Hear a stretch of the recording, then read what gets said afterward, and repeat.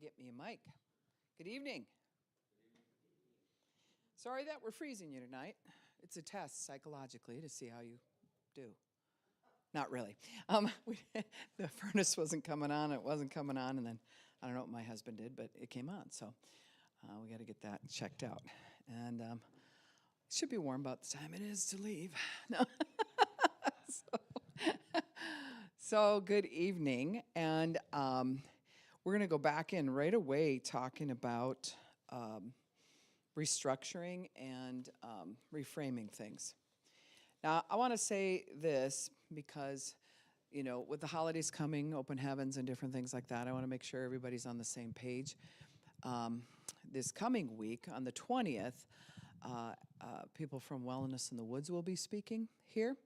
And then the following week, the week of Christmas, there'll be no hope dealers here, okay? The week after that, there'll be no hope dealers. These are like our big break. But that's because we will be at Open Heavens at Word of Life. And that starts on Sunday of that week, but then it goes Wednesday, Thursday, Friday, Saturday, Sunday.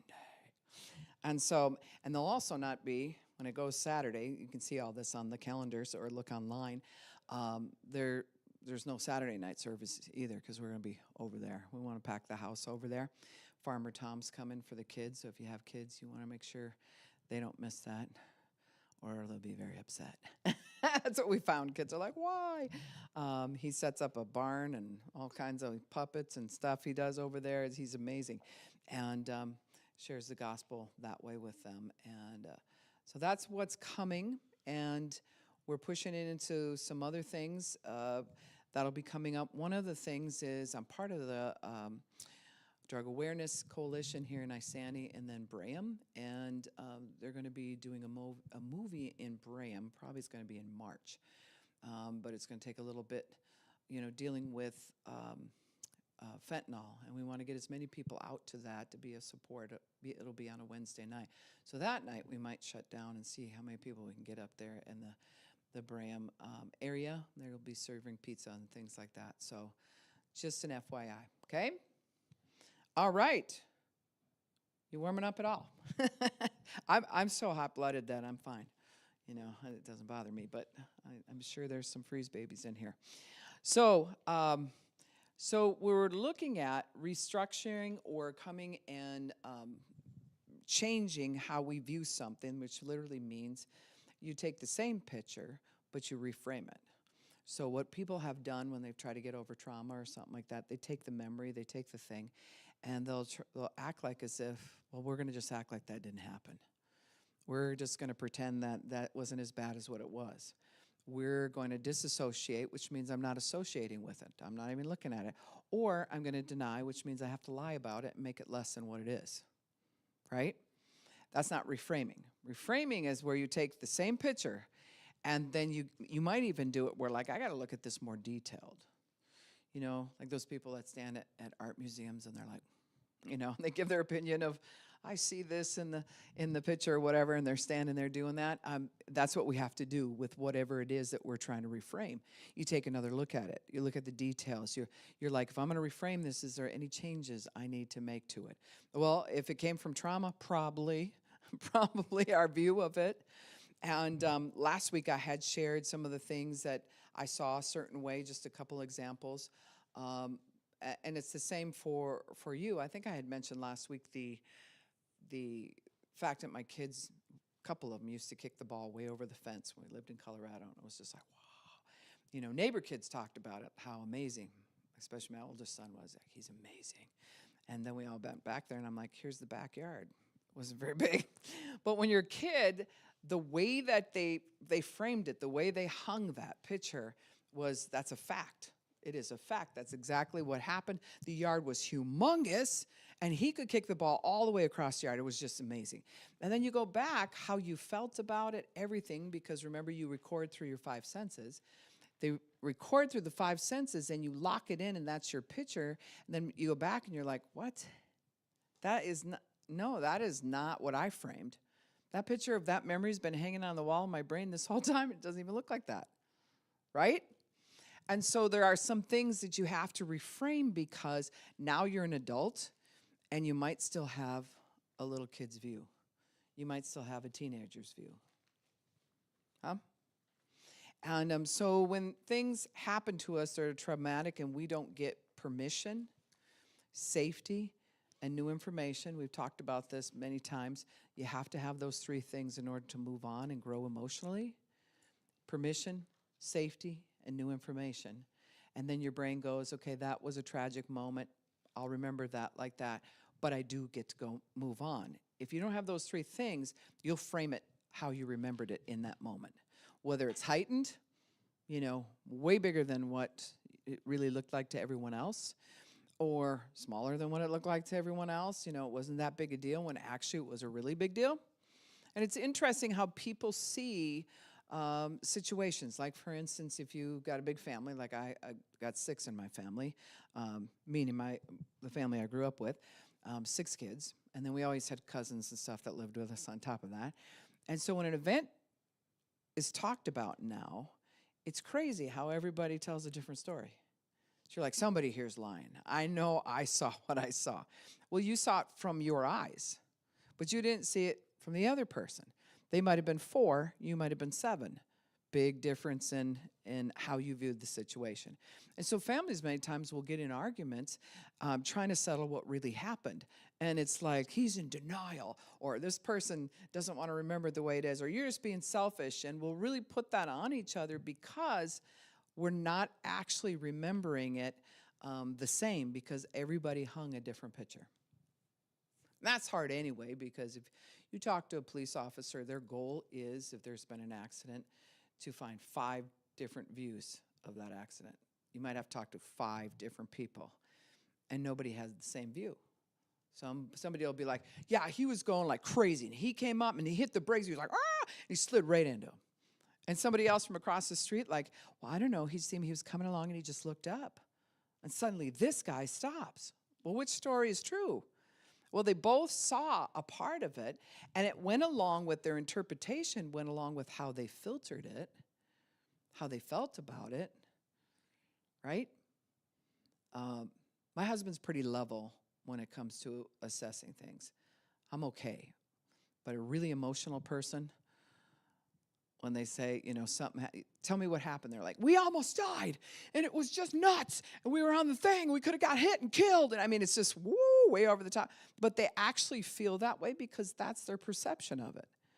And then someone might ask my husband, so what happened? He'd be like, oh, that guy was coming along a little too fast. So, got in an accident. I mean, it's that simple. But that's how he frames it, because his filtering system isn't high over the top emotion. But now, if you've been traumatized over and over, you're either shut down in your filtering system or you're way too heightened.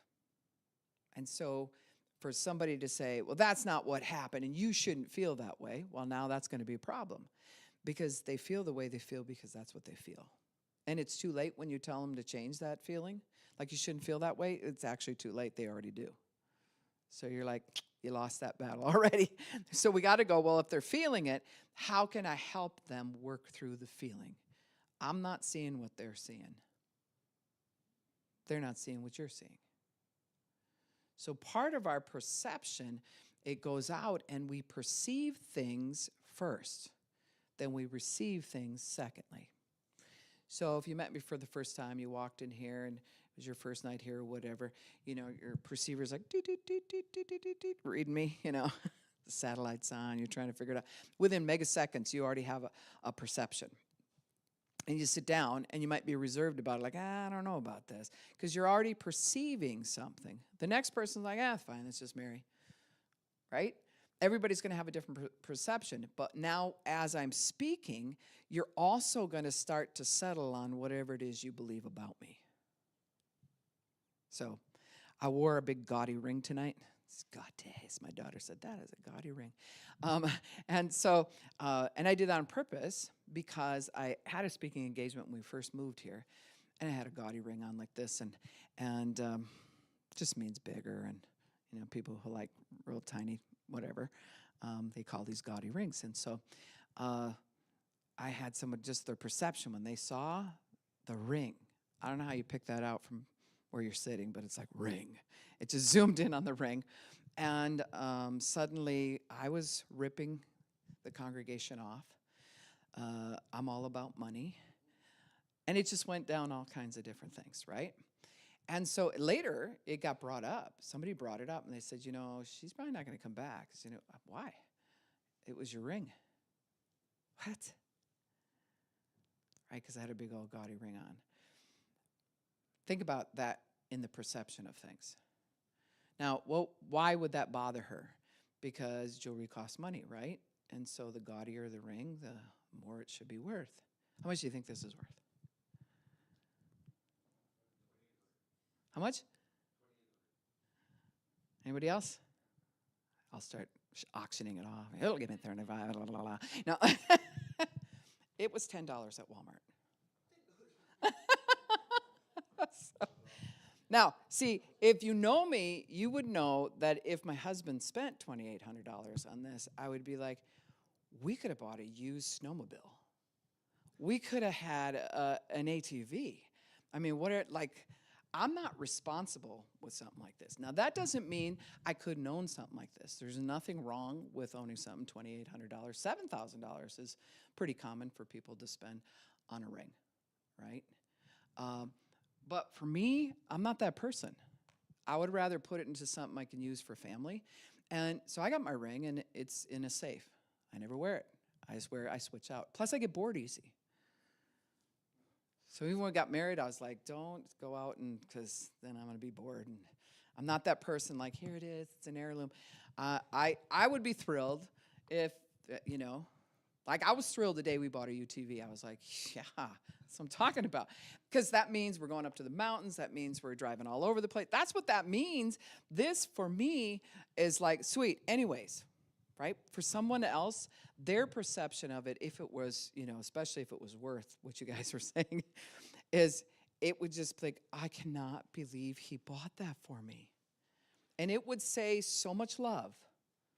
See, because their program, the way they perceive things, it means a lot to them, right? That doesn't mean I'm right. It doesn't mean they're right. It's just how we roll, right? So perception was that they didn't want to come back because they just knew I was one of those pastors that spends all kinds of money and da-da-da-da. Just that, got it right there. Big ring, problem. So, and, I had it happen when I was speaking. I think it was in Canada. I don't remember where I was when I was speaking. And I had this really bling-looking watch, and it looked like it had all diamonds on it and whatever. Oh, my goodness, that would have been big bucks if it would have been real. And so the lady, we were talking about something that was open for questions and answers, and she's like, well, I don't see where pastors, when you start out like that, it's already negative. I don't see where pastors should. And she tied that to money and the watch and everything, and I just took it off and gave it to her. I said, well, you can have it if it's a problem. And then I went back to teaching. Oh, she didn't know what to do with that. Right? If it was a $25 watch, that was all it was. I don't trust jewelry, just so you guys know, because this is why. We had something that was flawed on one of the rings that Vern bought me, and it came from a jeweler and the whole thing. But they said, you could always trade that in and get a bigger diamond if you want or whatever, and it'll be worth this, and you go back, it ain't worth that. And how would you know? Because here's the thing. I can sit this next to something that's actually a tinier diamond that's actually worth more, and then I don't know nothing about it. How am I supposed to tell? So I have like a trust issue anyway when it comes to jewelry, because she thought that watch was really intense. Probably was $30. And I just gave it to her and walked off, and I'm like, she'll figure that out a different time. I'm not even going to tell her. She's probably, who knows, she might have took it home and was like, yeah, and she just gave this to me. We should sell it so we can buy a car. And then find out it's not worth anything. So because we perceive first, then if we let that perception sit, then we'll decide, oh, this is what I'll receive about that person. Now, here's the thing.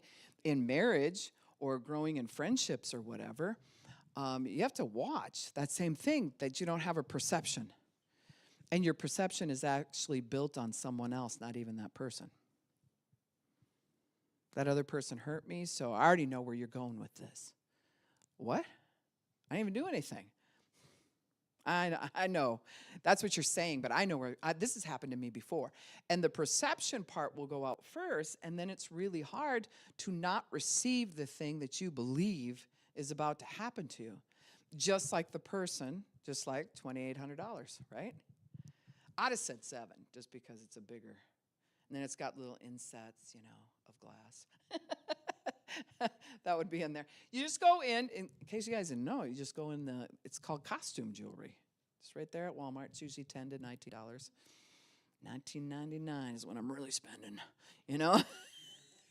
And then I'll just wear it until, like this one, you can tell now it's starting to turn a different color here. I make it about 2 years. And then I'll have like 5 different rings, and I switch. Depends on what I feel like. Right? I also do construction with Mission 61. Sometimes we're ripping out carpet and stuff like that. I don't want a ring like this when you're doing something like that. So here's the other perception that I've had where people, and I'm just trying to give you examples of how people's perception went out and they started to receive something that wasn't even true. So how many of you guys especially know that if you're doing construction or farm work or something like that, your fingers will swell up? So your ring doesn't fit you the same. And how many of you also know that it's really dangerous to work with power tools and stuff and have a ring on like this? Stuff can get caught underneath it. You can rip your finger off. I mean, there's just stuff. I actually know a lady who, she was working at a store, and she came down off steps, and her hand slid down like this. She was like, she was reaching for something, and it slid down and caught on something, and her body weight literally ripped the end of her finger off because it hooked on her ring. So I try not to do that, right? I'm like, so I don't wear a ring. So perception is like, they're having problems in their marriage. How do you know that? Well, Pastor Mary, she hardly ever wears a wedding ring. So first perception is I'm ripping off the church because I have a $10 ring on that they think is $5,000 or whatever. And second one is way over here in that other spot, right? Where I'm having marriage problems because I don't wear a ring often enough. You cannot project out. And the word projection is kind of like a projector, right? Your view that comes in your brain, you put that in the camera, right, and you run the video. And it's like, I don't really know you, but let me run this video on you. Yep, that's who you are. And you know that person. That's where gossip is many times in a realm where our perception is off. You might have one thing about the story right, but by the time it gets to your perception and passed on to your perception, that story is so out of whack that it's not even funny, right? You might have started out, somebody said she got mad at somebody, and in the end, I murdered somebody. I mean, it can go that extreme. You're like, I never killed anybody. That's what I heard. Word on the street. So there's something about when you go to reframe a story, you also have to remember, what's my perception? How am I seeing things? Am I oversensitive in an area? Have you ever had, well, I won't call it an argument. I'll be like an altercation with somebody. And you can feel yourself like starting to escalate. There's something there that's just like you're nervous, but you're already mad about something that hasn't even happened. But you know it's coming. And it all happens within seconds. You're like, what was that supposed to mean? Right? Your perceiver already was scanning the area saying, I know I'm about to get hurt. I'll find it. If I look hard enough, I will find it. And then so let's say that other person gives you a reality check. Hey, honey, I'm not trying to hurt you. I was just saying, I don't know what's happened to you in your past, but I'm not that person. And you have to then at that point choose to believe them. Because if you don't, within yourself, say, I choose to have a different perception, your perception will override the situation. And next thing you know, you're talking smack to that other person. Right? When you talk smack to somebody, they'll dish it back eventually. And then you go, see, I told you. I told you were like that. You said something mean to me, and that's exactly what I knew was going to happen. It what? You just primed that whole thing and made it happen. So it's a way to protect ourselves in some ways is our perceivers out there, our subconscious perceivers, like what you got. I know this is what's going to happen. And it's just trying to protect who we are, but it's basing it on past experiences. Yeah? How many of you have no problem with heights? You could climb to the top of a tree and swing back and forth like I used to do when I was a kid. I won't do it now because my perception has changed. Then the reason I could do it is like, it's so fun. Now I'm like, I don't want to die. I mean, so it's totally different perception. So if you ask me, I'm already going to get a funny feeling like, I don't think I want to go up there and do that. Because the brain calculates ahead of time. You see yourself falling, you see yourself doing all kinds of things, right? Now, that doesn't mean that's what has to happen, but you do have to weigh that. Remember we talked about the spider last week? Did anyone identify your spider? Oh, okay. So, did anybody have a snake issue or any of those things where, yeah? You have what? You have a nature in general issue? Yeah, yeah. So, I have a friend that moved from the California. I won't tell you what city or whatever. And so it's all lights. She grew up with all lights and lots of cement. And then moved out, kind of out where we live. It's more country. And that did not work well because her perceiver saw everything as like, it's dark out here. There's stuff living in these trees and in the woods. And it was really intense. Yet, technically, when I went to visit her, she lived in a gang area. You could walk down the street, there's bullet holes everywhere. I had a totally different feeling. I'm fine walking through the woods when I can hear stuff out there, no problem. That was a problem for her. But I wasn't as fine walking down the streets and seeing all the bullet holes, and you have to watch the people that are brushing shoulders with you as you go through a crowd. It's like, this is a little more heightened. Where she was just fine with it, no problem, And then she saw the people in orange coming out of the trees. And I got a telephone call because it was like, there are people coming out of the trees and they're dressed totally in orange. What is happening? Lock the door, do the whole thing. What? They didn't have that there. I mean, no, but you got gangsters that are coming out of the hood, coming out from behind cars or whatever. But that's okay. See, it's a perception. It's how you grew up. It's what's your norm, right? But then it also shoots out farther if you feel like you have to protect yourself, and you'll start getting really heightened awareness. So in order to reframe a picture, you have to take another look at the picture. Because when you looked at that first time, you were so wounded and so hurt or so scared, or the yard looked so big, or the spider was huge, or all of those different things, you have to go back and give your brain a reality check. Right? And you have to be ready to do that. That's not something you should be forced to do. That's something that you're like, you know what, I got to go back. I'm going to go down that street. You want to come with me? Because that's where I got hurt. That's where things seemed a certain way. And you drive down there, and your body, if you don't have stuff resolved, your body will literally feel like you're about to die or whatever it is that you experience. Your head, on the other hand, is saying, nothing's going on. But your body's like, but nothing's going on. And so you have to bring those two together when you reframe something to be able to give it a reality check and say, that was then, this is now, I'm okay. In fact, you need to be able to see that you're bigger now than you were when you were a kid if something happened then. Do you remember the day that you stepped up to get a drink of water by yourself at the kitchen sink, and it was like all of a sudden it connected in the brain, I can reach this. Where before you're way down, you're on your tippy toes, and you're like, can I try to, and then dropping things or whatever. I'm just trying to get a drink of water. And it seems like just overnight that one day you just walk up and you're like, there it is. Drink a lot of water on my own. There it is. And you don't know how it happened. It's like you just transformed into this thing. Well, when you felt small, if you recorded something because you felt vulnerable, you couldn't get the water, and there was something traumatic about that, you're going to remember that kitchen a certain way, right? So you have to go back and give a reality check. Actually, this room isn't as big as what I thought it was. Actually, my grandpa wasn't as mean as what I thought he was. Or he's not as mean now. You know, whatever it is you logged in, you go back and check it out. Ever have an animal chase you or something like that, like living on a farm? You get run over by a cow?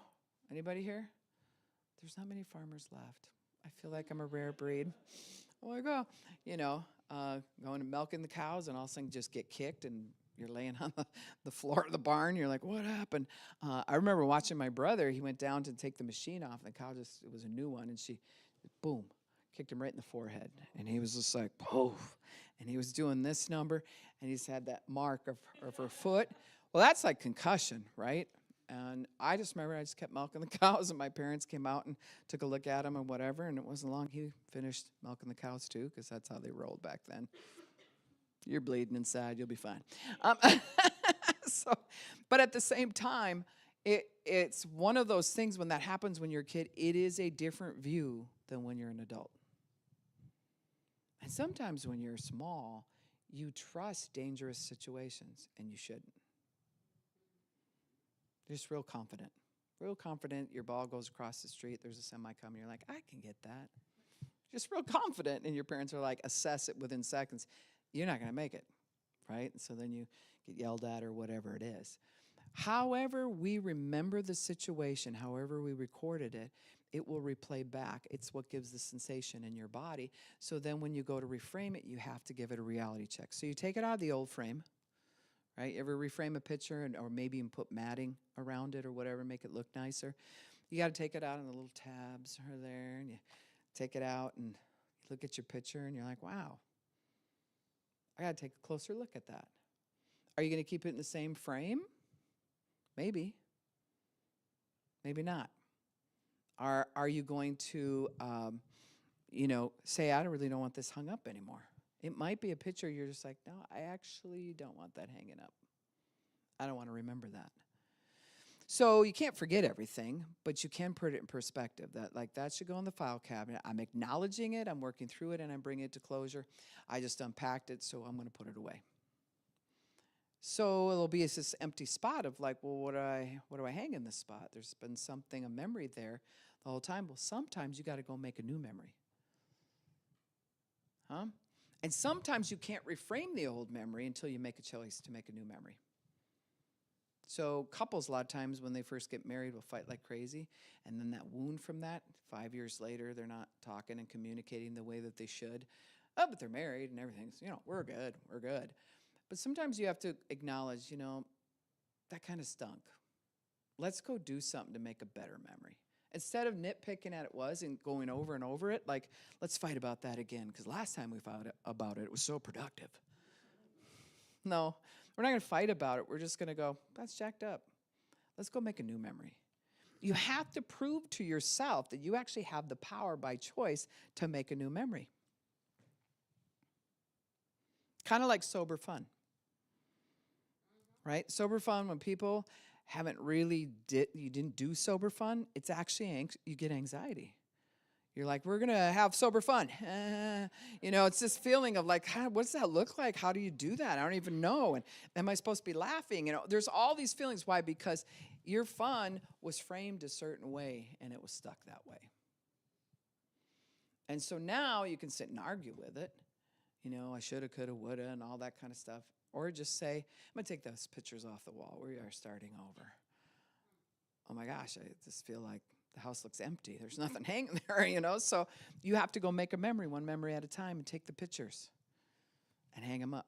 And it is actually a really positive thing to take pictures and hang them around where you had sober fun. Or you had fun where trauma didn't ruin it. You have to prove to yourself, you know what? I didn't cry that whole trip. I didn't lose it that whole trip. Or I pulled it together. When I was about to lose it, I pulled it together, and I just proved to myself I could do that. That's how you reframe stuff. Coming at the same argument, because most people over a 10-year period of time of being together will have certain arguments that they just resolve right away, and it's a no-brainer. And there's certain things that are just like, oh, don't bring that up.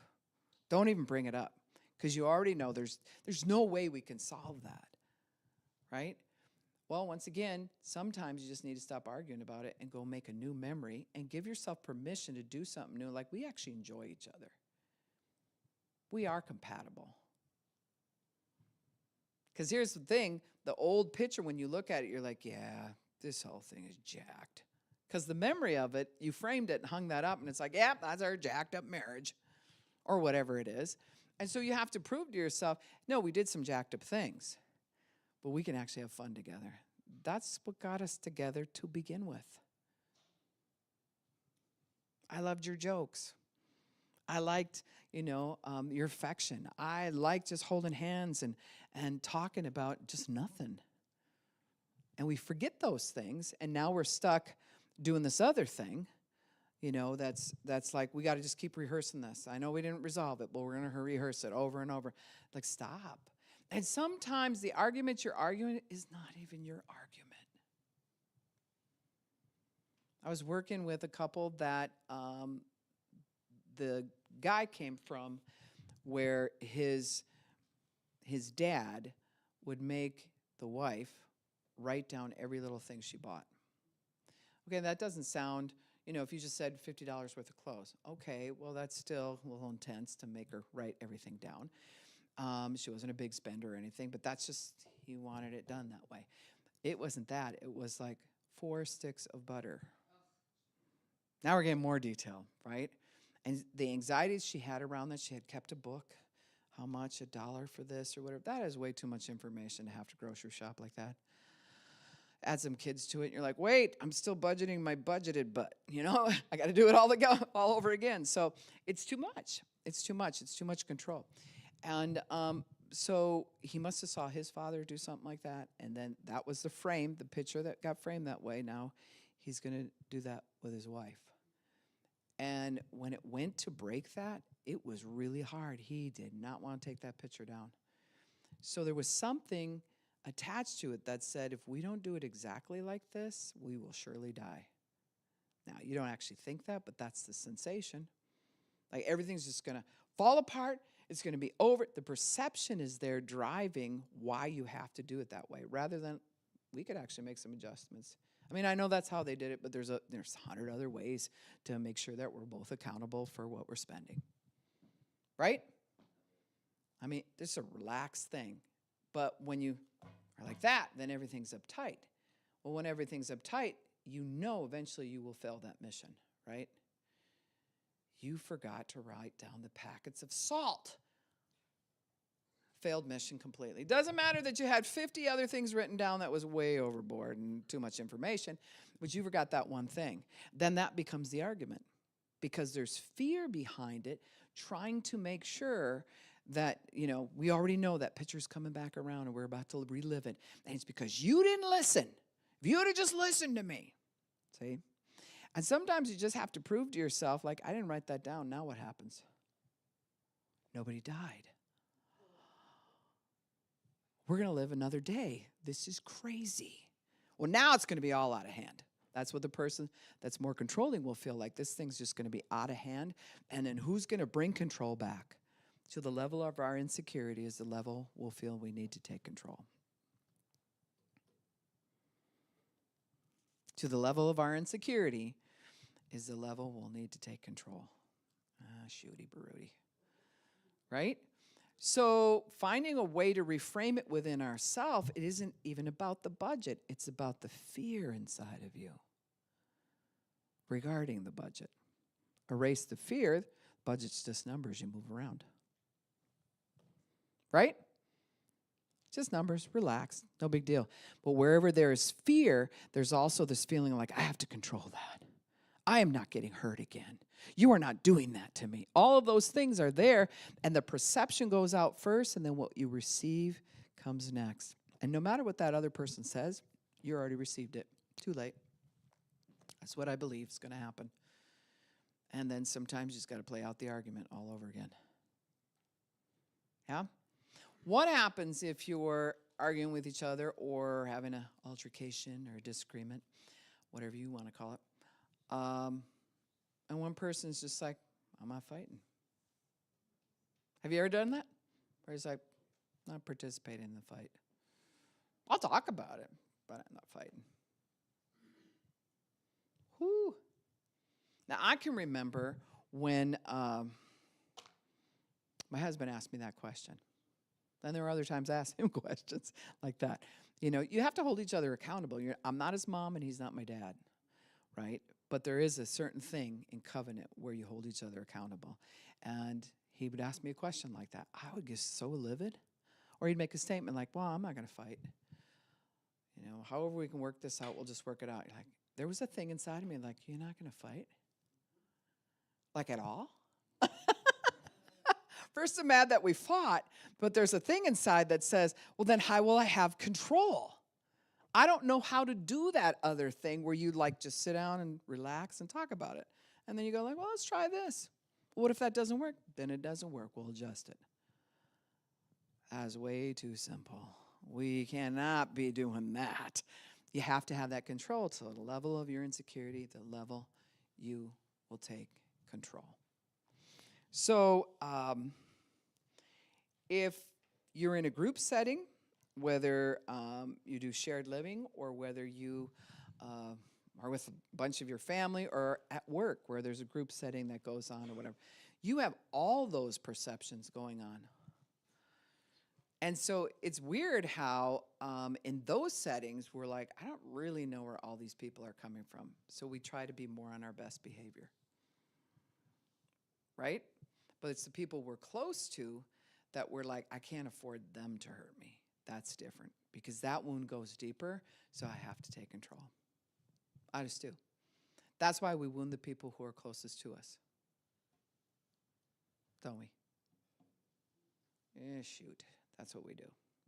So part of taking the picture is we look at it again, and that brings an awareness. It's like, I never saw that in that picture before. That's how I remember. Is that even true?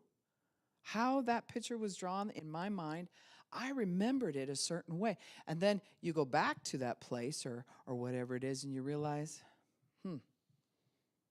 it's not the same as I remember it. So I remember some pretty wicked things happening at a sand pit in Wisconsin because gravel pits, sand pits, that's where the parties were, in the middle of the woods, right? So you got the city people that are more like, we're going to a rave, they're going, there's a whole look to that. And then you got us country folk that are like, we're going to the gravel pit, We don't care if there's dirt in our hair or whatever. Yeah, we're going to the gravel pit. And I remember the gravel pit way bigger than what it was. I remember it being epic. Like you pulled up, it was nighttime. And part of the epic thing was the recorder of my five senses was turned louder because I wasn't supposed to be there. When you're somewhere you're not supposed to be, you already have this level of adrenaline that logs in, and your heightened senses are like, oh yeah, the gravel pit. And so I went back to Wisconsin, and my dad was showing me around. Oh, that person moved or whatever, and I probably was like 50 years old when he did this. And we drove by the gravel pit, and I'm like, let's pull in there. He goes, well, it's a good place to hunt. The buck, he usually comes across here, and he's giving me this whole story. My mind's racing on, like, why was this so fun? There's nothing here. And I was looking around. It's way smaller than what I thought it was. But it was a place where everyone had agreed to do something we weren't supposed to be doing. So the heightened thing was like, we're not supposed to be here. And then let's get drunk on top of it. And then anything goes on top of it. And then somebody peels out of there and, runs over something or whatever. They're going to get in trouble. And, they're too late to get home. And their parents are going to be mad because he's got dad's truck. All these really big problems.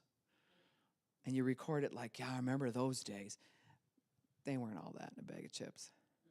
And it's the weirdest thing when you go back and you look, you're like, why did I think that was so epic? Right? Why did I think that was so epic? I don't know. Take it back. For me, in the 80s, it was roller rinks was the big deal. They hardly have any of those left, but that was like the party zone and everything. So you go back to that was that same feeling like, my parents aren't here. I'm with my friends. And it's heightened, and that's what makes it so much a bigger deal than what it really was. Yeah? So when we remember things over and over in a heightened way, then when you recall them as you get older, the sensation comes back. And you feel like you're supposed to have this feeling, but it doesn't match up with your cognitive. It's just a feeling you're supposed to have. Be like, I don't know, I'm getting older. Stuff it's just not jiving. It's the funniest feeling. Well, not really, but it's an odd feeling. Let's just say it that way. So making yourself aware is the first step, really, to reframing. You take the picture out of the frame that you had it in and take another look. Gravel pit wasn't that big a deal. Getting on a motorcycle the first time. When you've ridden for years, because you remember those first times you got on a motorcycle, it was like epic. And I remember my parents not being home, and my dad had bought a Harley. It wasn't a real big Harley, but it was a Harley. It was a street bike. And I took it through the cornfield. And I remember the feeling of just like, starting it up. and then, you're looking around. Nobody's back on the farm. He's not supposed to be back by this time or what. They'll never know. And I wiped out with it. Well, then you got to pretend like you don't have a bruise on your leg and, you're fine. The bike's clean it all up or whatever. But anytime you'd go by that, it was like epic. And the bike was way bigger in my mind than what it was. It was just a smaller bike, that he bought just to tool around with, but probably not in the cornfield, right? He probably didn't buy it for that. So things that we do that cause epinephrine to go off will cause us to log it in a way where our perception is like, that's the only way you can have fun. Because there's not a lot of other memory base that's like, like that. The other things were too calm. And so we look for that. And some people have it to the point that you're adrenaline junkies. Anybody here? You know that you're an adrenaline junkie. You're like, I got to go bungee jump right now, or I'm going to hang glide right now. And there's nothing wrong with doing those things, but you got that feeling like that's the only way that you can feel alive, right? Because however you set your epinephrine levels, the same thing with pornography. If you hide and you sexually act out, you set, let's say you're 12, and you set that bar that high, that's going to affect your marriage and your relationships. Because now you better have that same feeling, and it better always be that, or you're going to feel dissatisfied. Because you set it that high. Those were your first feelings. And you'll find your brain will start looking for like, why doesn't it feel that way anymore? I don't know. And you'll start looking for things you shouldn't be looking for. Yeah, I just said that. I just talked about it. It got a little uncomfortable. People were like, oh, we should be able to talk about it. But this is church. Okay, but we still should be able to talk about it. It's life, right? So now what they call the second phase, first you're aware, the second phase is reappraisal of the situation. So you have an appraiser go through and he says, well, here's the value of it, whatever. Sometimes they'll do a drive-by appraisal and it comes up by a certain amount. And you're like, no, we need to have that reappraised. I want somebody in the house and walk around it. And it comes in at a totally different number. It's the same thing when you're reframing something in your brain. You got to go back and reappraise it. You're like, well, I did a walk by and that's what I saw. And I'm so upset with that. Maybe go try again. Take another appraiser with you. They'll give you a reality check. Right? You're like, no, this ticks me off or whatever. And they're like, actually, you're like way over the top. That is not what's going on here. And they'll reappraise it for you. But you got to have somebody who knows how to do appraisals. Emotional appraisals. Spiritual appraisals. Amen? Mentors sometimes can be good at that. Sometimes you pick the wrong mentor. Just saying. All right? So then there's adoption and substitution. So first you make yourself aware. Then second, you reappraise the situation or get another appraiser to come in with you and call it what it is now. The value of it, like the gravel pit, actually isn't worth that much. And I had some of those memories maybe when I was like 25 or whatever. I miss my friends. I blah, blah, blah. It was logged in my mind as so extra special. And now it's probably somewhere way in some back file cabinet in my brain because that's the priority it has in my life. I don't get a rush thinking about it. It's like, it was the thing we did when we were kids. It just doesn't have the value. So you reappraise it, have someone help you reappraise it, and then you adopt and substitute things. You don't make up stuff. You're trying to get as close to reality. Is that what was real? Did that person really hate me, or was that my perception? Are they out to get me, or is that my perception? that I'm going to take an appraiser with to appraise the situation. And then, once I come to that realization, it actually wasn't the way that I remember it. Well, then you have to adopt the new thing that you saw. I'm bringing you into my picture. Right? And sometimes it's like, I don't know, because I remember it like this. It takes a little bit to adopt something into the picture. Just like I had shared about being molested and different things like that, and then showing up at the house where that happened and asking the people if can I just go see the bedrooms? I didn't tell them why. They probably were like, okay, sure, So it was an Amish couple that had bought our farm, and so I still to this day I have almost like a shocked adoption, because how I remembered the bedroom, the smells, whether it was hot or cold, stuffy place, any of those kinds of things, how I remembered it, I had to give it a reality check when I saw it again. It was like, that is not. Then it made me almost think like, did that even happen? Oh, yeah, no, it happened. But it was so logged in at 6, 7 years old, some memories 5, 12, that I had all that. Now I had to bring in the thing where I'm not denying it, but I'm giving it a reality check. Like one of the reality checks is this. You could be like, and that's what happened to me, and be having a panic attack. And part of the panic is that you felt like somehow it was your fault. So when you get that thing that you're adopting, you adopt a new truth, you'll say, you know what needs to come into this picture? The fact that that was not my fault. I'm going to put that in my picture. Because the old picture I had is just being born made it my fault. Right? So you're adopting a new concept. You're not making up trash. You're not schmooze talking to yourself. Stupid talk is what that means. You're not making up something. No, I'll just tell myself this and then it'll go away. No, that doesn't work. You have to look at the picture. And that's the problem with trauma. That's the thing we don't want to look at. We don't want to revisit. And you have to be ready to look at that picture. So you look at the picture, you cry about it, grieve about it, look at it again. All of a sudden you'll start to see things. Getting to know people in my family that were part of them being abused, you don't see that when you're a kid. You just see like, why was dad mean? Or why was Uncle so-and-so this certain way? Because you don't know their story. Now, it doesn't make it right, but that's what makes it all your fault, is because you only know your story, and the conclusion your subconscious came to is there's something wrong with you. You're a freak. You were born weird. Because these people chose to do a certain thing for no apparent reason. Well, then when you go back into their history, sit around and talk with them, and you start hearing their stories, it's like, you got to be kidding me. Like, I think there was, I don't remember, it was something like 11 kids in my grandfather's family. And the parents got sick, and they were put in foster care. And my grandpa was the oldest and didn't want to go. So he took off and lived in the woods. He was like 12, 13 years old, something like that, and he raised himself in the woods. He was a really good hunter. He had built a little shack out there, and probably couldn't get away with it now because people find you. And then he would go back to he knew where the house was, where his siblings were, and he'd look in the window and watch them eat together and things like that.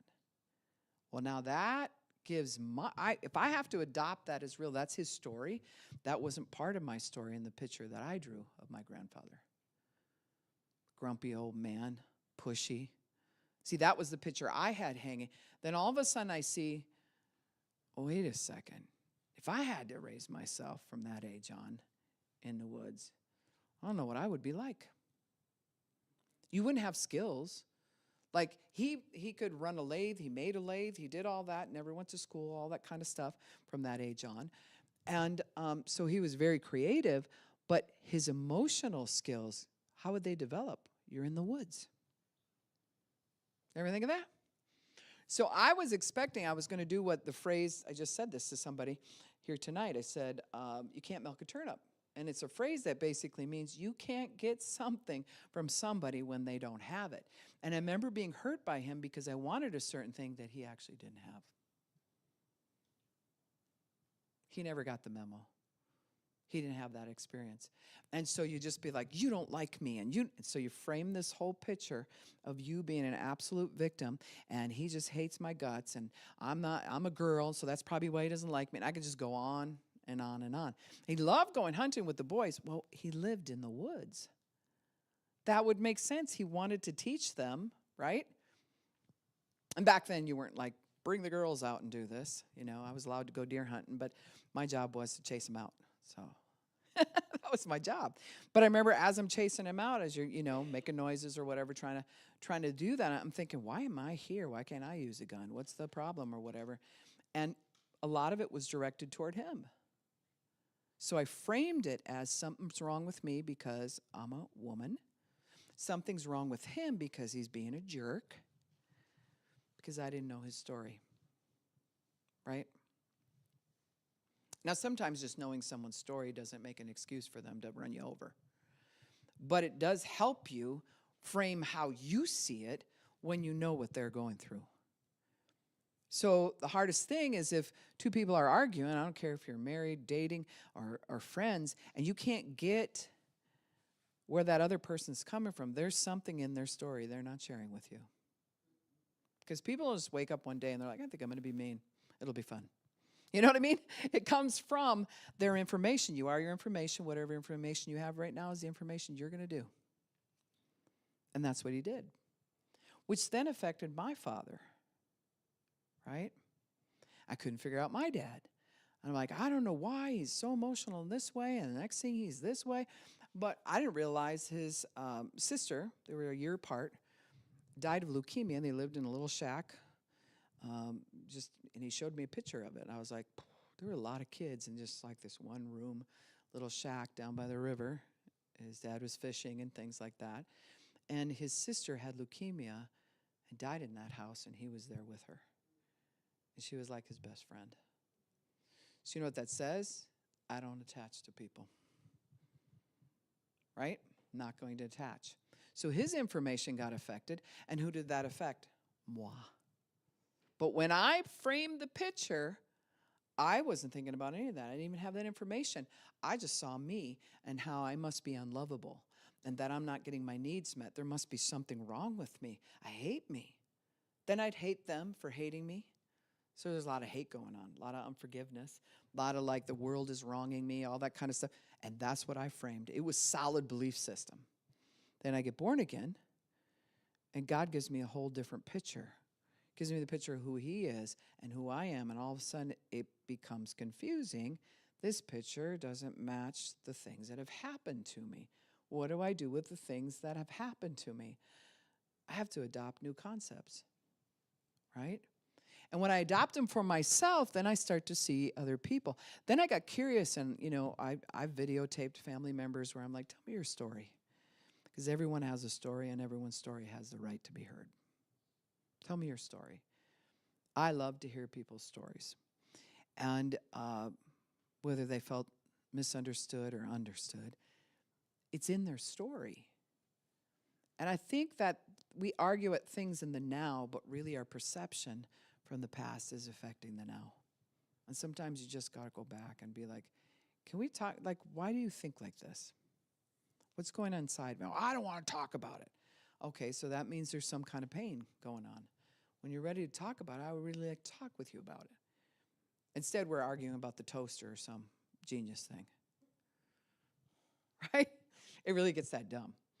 We're like, that is not that brand. Yes, it is. Like, you always have to be right. I don't always have to be right. You're the one in my face. And it's over the toaster. And you're like, that's just genius. And then if someone was to show you that video, you'd be so like, oh my gosh, it's embarrassing. But it came out of the perception of like, this toaster and threatening me is triggering this other thing. I have to take control. And I will fight to the death over this toaster argument. And it makes no sense. I've shared before how my mom would always share the story, and my dad never said it didn't happen. They argued over whether or not Hitler's hair was parted down the middle or on the side. And I was a little kid, I was coming down the stairs, and she always, cut his hair and the boy's hair and trimmed mine or whatever. And so she's like shaving it, and they get this conversation going, and all of a sudden he's like, that ain't where it was parted. I know, I read, and he starts going.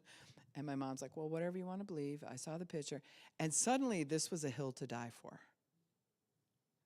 That's how you know there's something there that says, you think I'm stupid.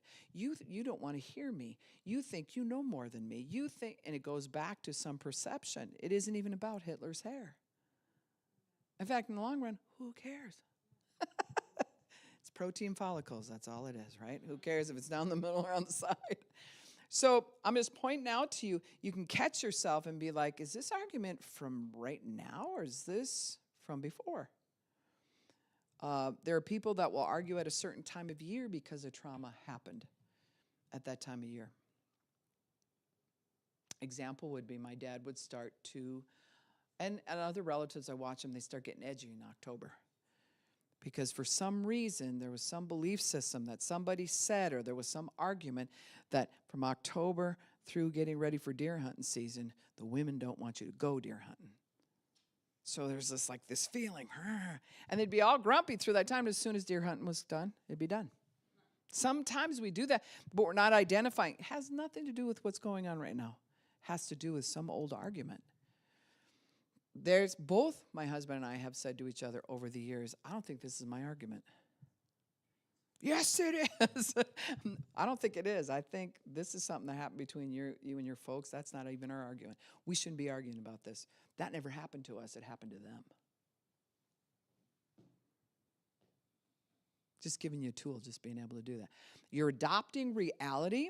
So first you're aware, then you reappraise the situation, then you adopt and substitute things. Like I'm going to substitute this for reality, this untruth for reality. We're going to put that in the picture, and we're going to get it all matted really nice, and then we're going to hang it.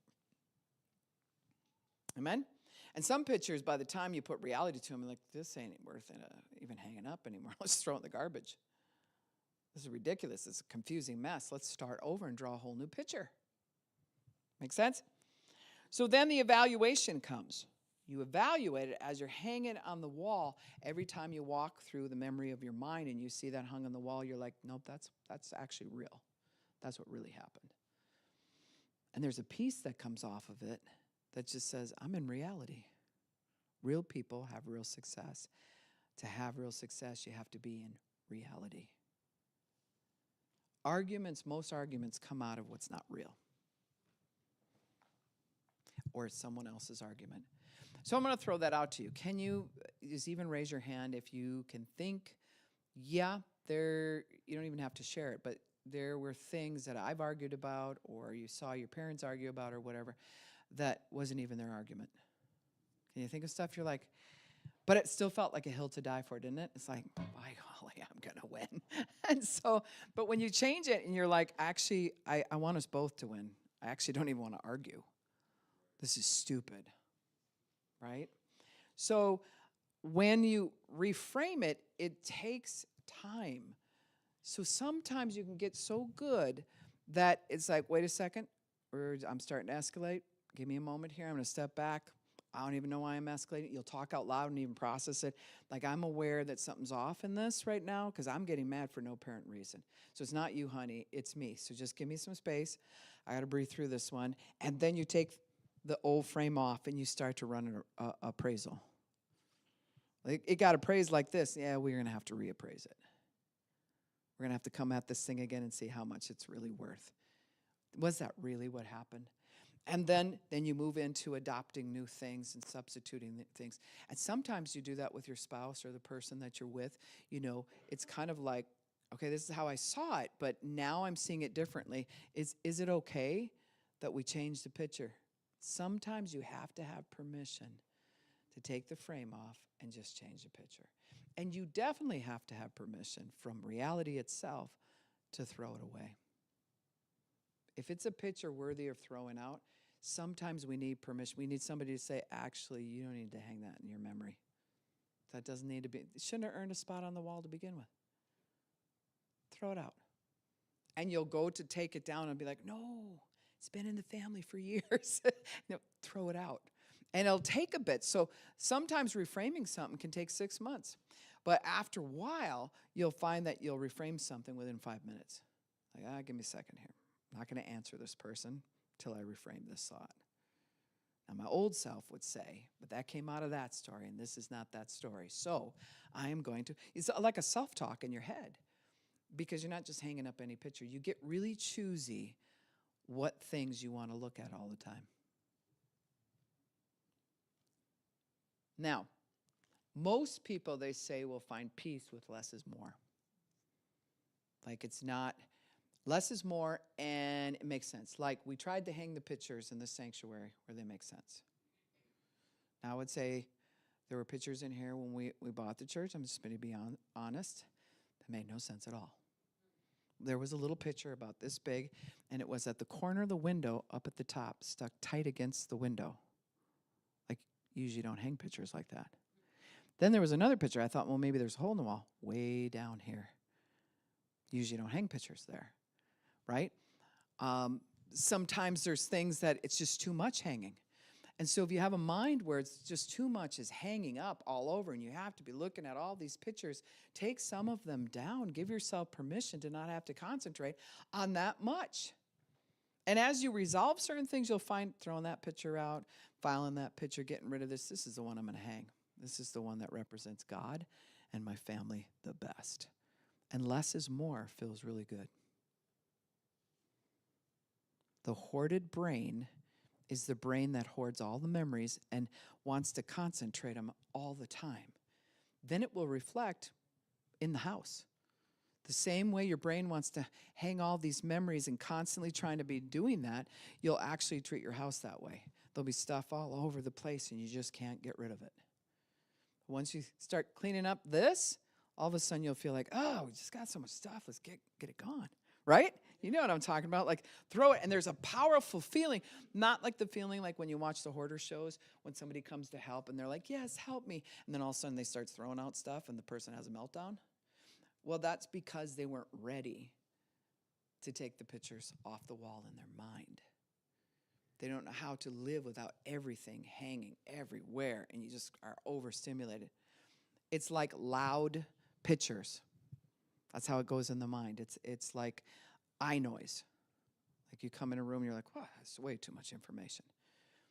There's something very peaceful about just taking it down to less is more. And you walk in there and you're like, I feel good. I don't really have to concentrate on all this stuff. So we went from awareness to reappraisal to adoption and substitution, and you give it an evaluation in the very end and you settle on it. Take your time, because this is art. This is your brain. Don't be just hanging anything on the wall and being like, that's my life or whatever. Your subconscious is gonna wanna hang all the problems up there just the way you remembered them. And what it does is it says, this is my safe space, and this is how everybody hurt me. And I have to remind myself of that so I never let it happen again. That's what the subconscious does. When you start giving all that a reality check and you pull it down off the wall and you hang up something pretty, subconscious doesn't know what to do with that.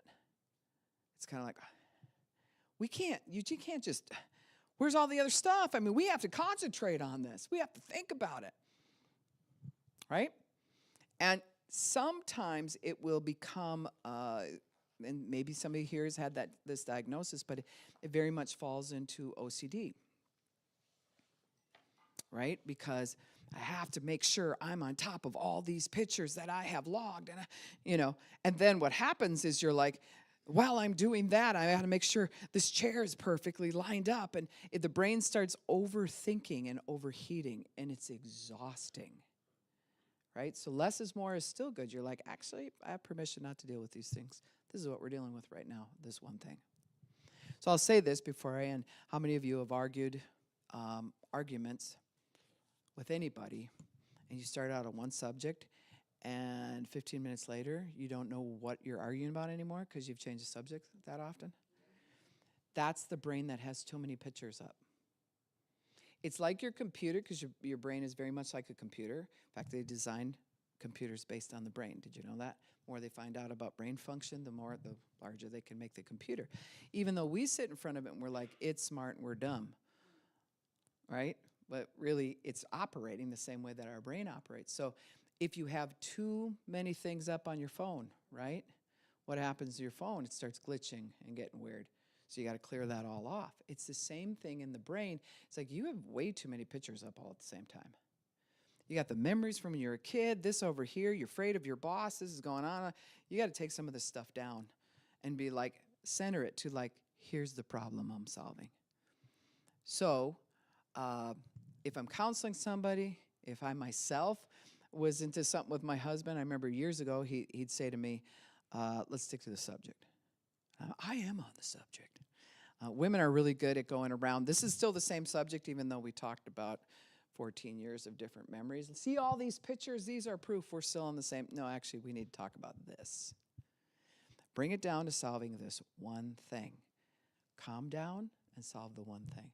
And prove to your brain you can actually unpack that one thing, put it away, throw it out, bring it to resolve, settle it, and move on. Then what will happen is you'll start cleaning up the hoarding areas because you've slowed it down enough, it doesn't feel like it has to think about everything and solve everything. Amen?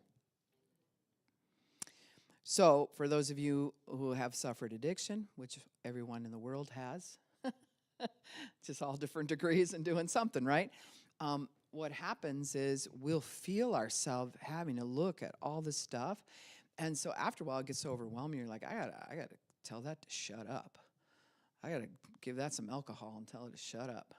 Because I just can't do this. This is crazy. And then you fight it, and you realize, I can't fight this. Well, let's go with it. Let's give it some meth. And if we're going to get crazy, we might as well just get crazy, and it's that type of feeling. So you're trying to get it to push back, but it won't. And then every time you come off the high, you realize all these pictures are still hanging here. And I have to look at them all, so you close your eyes. Denial, disassociation. Don't bring it up, because if I look at it, I'm going to lose my stuff. I just want to show you that, because this is a skill that you could go for years to counseling. And what's sad is many times counselors don't give you these. They'll just keep talking about it. Let's talk about the pictures, shall we? Talk about another picture. You can do that for years. Something needs to be brought to closure, and we need to give it permission, take it off the wall, throw it out, do it, whatever. Then when you come back in, we're not revisiting that, because you have to tell your brain, we did that already, moving right along, right? And you clean it up, and you come in, and there's something peaceful when a place is clean, and it's organized, and it makes sense, right? The brain goes, oh, thank you, I don't have to concentrate a lot. That's why at a hospital, you're supposed to be recovering, right? They don't have tons of pictures hanging all over in the hospital. You notice that? The less is definitely more there. And the walls are white. Not a lot of bright colors, because you're there to heal, and it tells the body, center down on what you're supposed to be working on. See, it's subconscious. We do these things for a reason. And that's the reason, is to bring you to a place of healing. So it's the same thing now in handling this. So you're not crazy. You're not crazy. We could feel like it sometimes, but we're not crazy. We just got too many pictures hung up, and a lot of them just need to be reappraised and substituted or thrown out. And I give you permission to do that. And it's better to clean it than to drug it, because when you come off the drug, it's still there. Then you're like, let's hang another picture. Oh, you know those movies where, they're usually mass murderers or something like that, and then they'll break in and they find this person, and they've got all the newspaper clippings and everything's all over, and they've got string that's going across the track where the last person, whatever. That's what the mind feels like.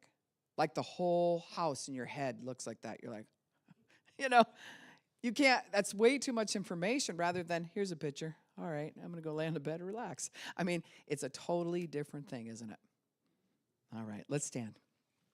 So it's a skill, like I said, if you go and you get counseling, you can be working really hard, but working on the wrong thing. So watch that, right?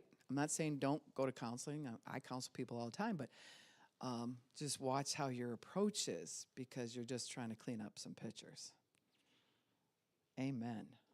Father, we just come before you in the name of Jesus, and we thank you that even over the holidays, we're going to slow everything down so that we can do some appraisals. Lord God, things that we appraised before, I think we need to take a closer look at and not to sit and wallow in it, but to say, is that really how it went down? Made me feel like this, but what part of it is not real? And so, Lord, as we're doing that and we walk through all the steps to get to the point of awareness, Lord, bring peace into the households and to the mind. We have all permission from the Lord Jesus Christ, and I'm giving you permission now that you can rearrange your pictures. You get to reframe, so don't feel guilty. It's a false sense of guilt if you do. Go ahead and reframe whatever pictures you're ready to take on. Take your time, because you're either going to hang it, it's going to look prettier than what it did, or you're getting it off the wall and throwing it out. And so, Lord God, thank you that you're bringing closure in Jesus' name. Amen. I think that we're going to have a special meal. I mean, it's always a good meal on Saturday nights, but I know there's a party for the kids. If you have kids and you want to bring them Saturday night here, Miss Bonnie's going to rock the flock that way, right? Yes, and next, I just announced it real quick, but I'm going to have Ashley announce what's happening next Wednesday. So next Wednesday, a coworker of mine, we're going to be coming here and we're going to be speaking. We did a lunch and learn called Curing the Uncurable. It's about borderline personality disorder. We'll kind of talk about that and what it is. And her and I have come to a place where we no longer meet the criteria through various therapies and faith-based and things like that. So we'll be sharing our stories next week.